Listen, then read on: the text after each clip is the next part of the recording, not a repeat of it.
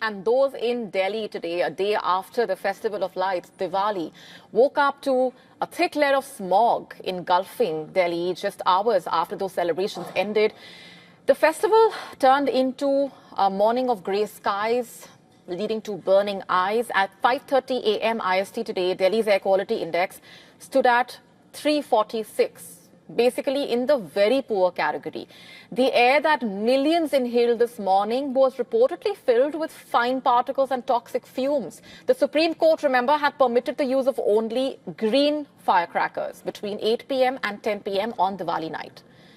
But across Delhi, the rule was reportedly ignored. So it seems, with the bursting of firecrackers continuing well past midnight in some parts. Pollution readings from 36 of Delhi's 38 monitoring stations showed air quality in the very poor to severe range. In Punjabi Bagh, the AQI touched a staggering 999. The highest possible reading, while several other parts registered an AQI above 500, 10 times higher than what the World Health Organization considers safe, 10 times higher than that. Just for context here, the Central Pollution Control Board measures the air quality index based on the 24-hour average of all air quality monitors there. Delhi's 24-hour average AQI at 4 p.m. on Monday stood at 345, climbed further to 351 by 4 p.m. on Tuesday. In fact, data from the government's decision support system showed vehicles contributed about 16% of the pollution, while industries and local emissions made up nearly a quarter. In response, the Commission for Air Quality Management has enforced Stage 2 of the Graded Response Action Plan, GRAP.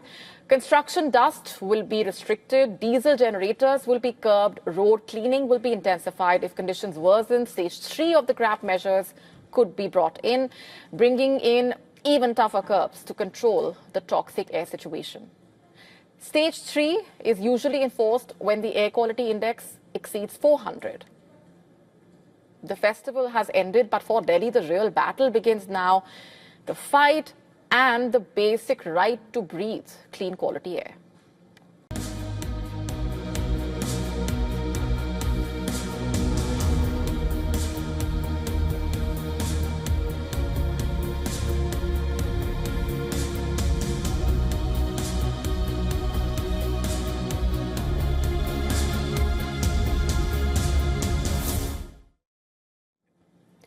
US President Donald Trump has confirmed that he has been invited to meet with the Chinese president, with a highly anticipated meeting expected to take place early next year.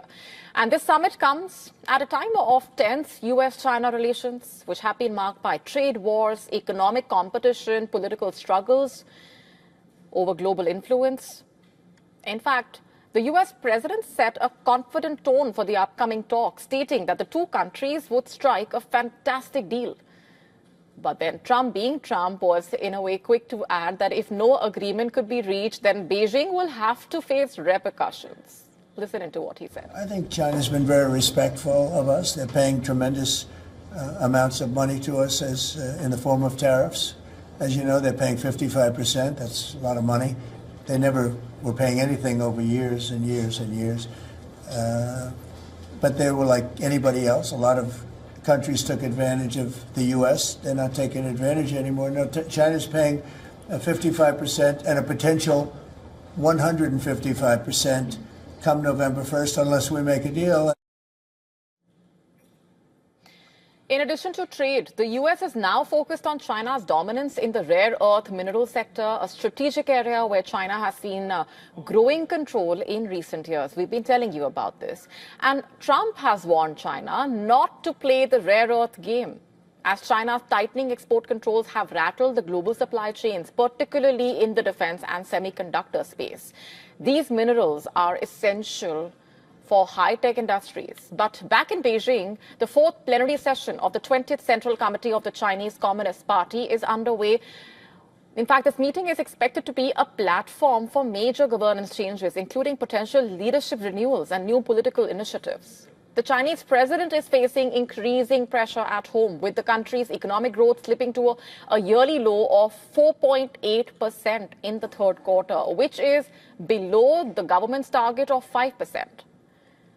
Xi Jinping's anti-corruption campaign remains a central element of his leadership, with numerous high-ranking officials removed or under investigation since he started his third term in 2022. 9 full members of the Central Committee have been dismissed, most of them tied to corruption charges. One incident that is capturing global attention is the mysterious case of Xinjiang. The former Chinese foreign minister disappeared in late June 2023. And according to recent reports in a Hong Kong daily, a photograph showing a figure resembling him attending the Beijing International Music Festival and sparked speculation about his whereabouts. If true, this would mark his first public appearance since his removal, adding yet another layer of intrigue to China's political landscape and what's happening. In fact, as the US-China summit draws nearer, both countries face a complex and high-stakes situation, to say the least, with deep economic, political and strategic impact on the horizon. For Trump, the meeting with Xi Jinping could be an opportunity to reset trade ties, but failure to reach a deal could have far-reaching implications for global stability. The dream of returning to the moon is hitting turbulence. NASA's Artemis mission, humanity's great comeback to the lunar surface, is facing delays, doubts, and drama. At the center of it all, SpaceX, once the crown jewel of ambition, now racing against time and rivals.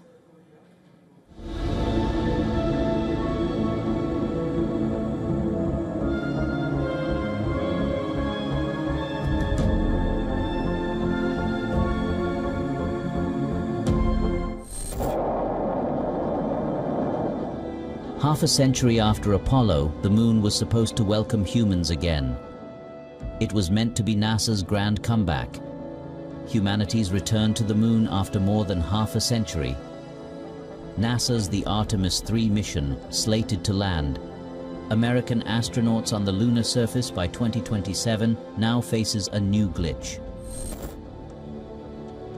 SpaceX, the company building the lunar lander, is behind schedule, and NASA is reopening the race to new contenders.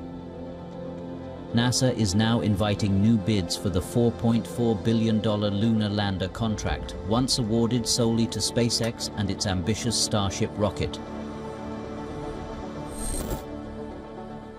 Blue Origin, owned by Jeff Bezos, along with aerospace, Titan Lockheed Martin, is expected to join the fray, each eager to carry astronauts back to the lunar surface for the first time since Apollo 17 in 1972.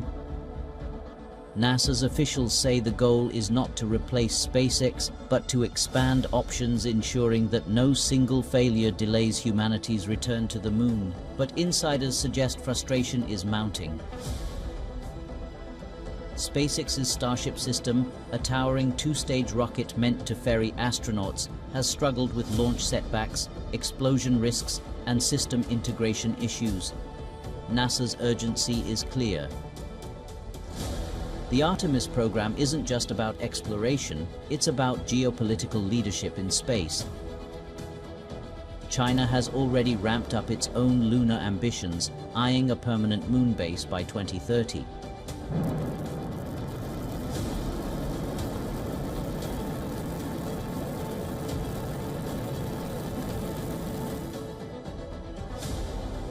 For the United States, delay means losing both time and dominance.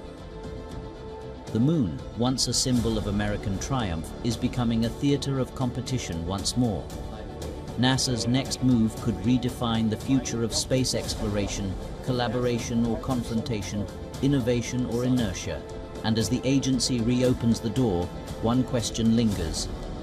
Who will take humanity back to the moon, and who will be left orbiting the dream?